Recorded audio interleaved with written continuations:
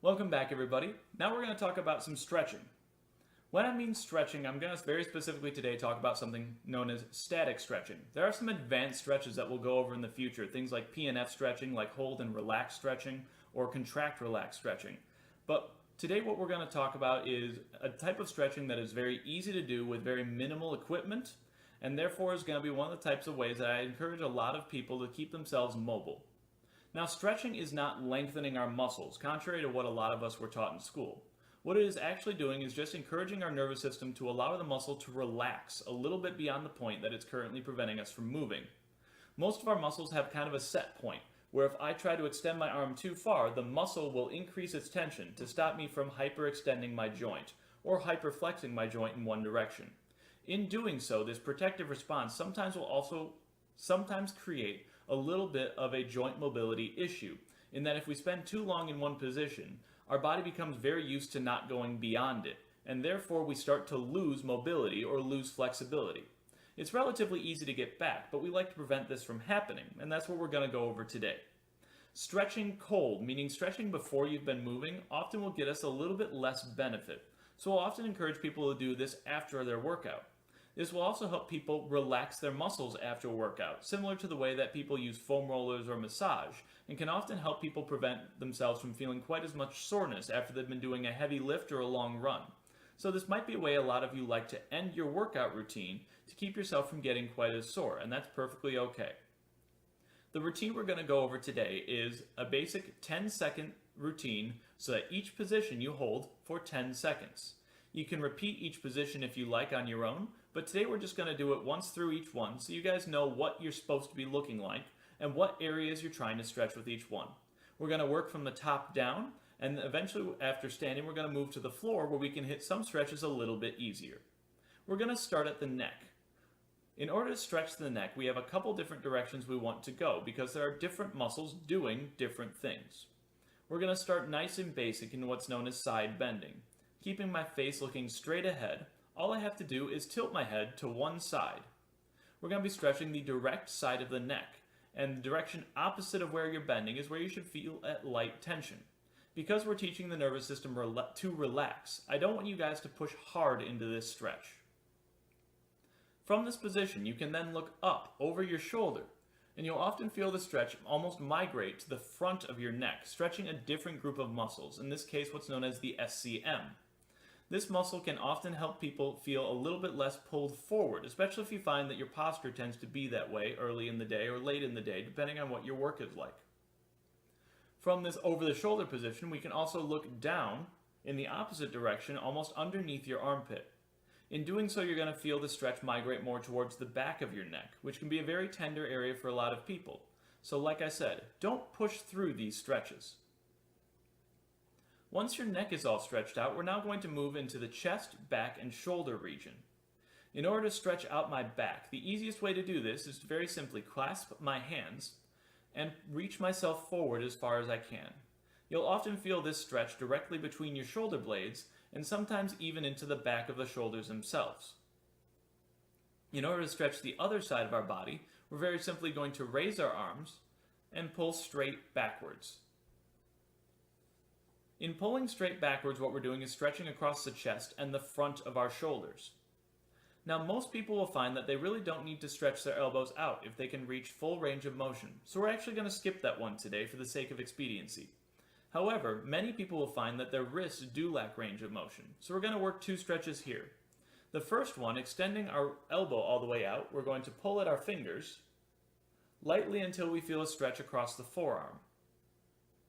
We can also rotate the palm down and pull the fingers again, pushing the wrist into flexion. Now we're going to feel it across the top of the forearm. With the arms, shoulders, and chest out of the way, we're going to do a very simple stretch for the low back, moving into the hips. With our feet shoulder width apart, we're going to move into what's known as a forward fold. With this forward fold, we don't need to reach towards the ground. Again, we're not forcing this stretch. All we're letting ourselves do is gently round forward. I've heard a lot of people say that you need to avoid letting your back arch or lock your knees, but a soft flexion in your knees and a gentle arch is perfectly okay, especially as what we're trying to do is stretch part of the back in this one. You'll often also feel this one gently into your buttock and down your legs, and that's perfectly okay. We're stretching a little bit of the hamstrings with this exercise. We're going to move on to the abdominals later because it's harder to do in standing, but we can stretch our quadriceps in the next position. To do this, we want to keep our knees at least next to each other as opposed to one knee in front of the other. The knee of the leg that stays on the ground should always be the one that is either in front or directly in line with the knee being stretched. As I bend my other leg up, if I need to use a rope or belt to do so, or if I can grab it directly with my hand, I'm going to gently pull my ankle towards my buttock. I'm now stretching the quadriceps, the front muscles of the leg. If you're not feeling any tension in this area, what you can do is gently pull this stretched leg behind the other knee. You'll often engage another part of the quadriceps, and you should find that you're getting a little bit more of a stretch out of this. If we want to stretch into the calves, we can do this in a couple different ways. We're going to teach you a real basic one first. I'm going to move into almost a lunge position. My front knee is not being stretched. My back leg is the one doing so. So to keep this stretch effective, I want to keep my heel on the ground in back and my toes pointed straight ahead. The further I bend my front leg and lunge forward, the more I'm going to feel this one. There are two muscles in your calf. One crosses the knee as well as the ankle, so I'm going to keep my knee straight as I'm stretching this one. If I bend my knee and sit down a little into the stretch, I might get a little bit more flexibility at the ankle, but this is coming from a different muscle known as the soleus. You can stretch both of these depending on your workout routine, but if you feel like you can only have time for one, the first of the two with our knee straight is the one we're going to stick with. As we move into the ground, I'd like to stretch out the groin a little bit. So first we're going to move into a position known as butterfly position. While you can see I've been stretching for a long time and my knees reach relatively close to the ground, many people find their knees a little bit up higher. And just letting ourselves relax down into this position is perfectly fine. If you need a little bit of added weight, you can push lightly with your forearms, and that's perfectly okay. From this position, we're now going to gently extend our legs out to the side. The further apart your knees are, the more you're going to feel this stretch into your groin. Leaning forward can also provide a little bit more of a stretch here. Next up, we're going to roll gently onto our backs and cross one ankle over the other knee, bending the knee of the leg not being stretched so the heel stays flat on the ground.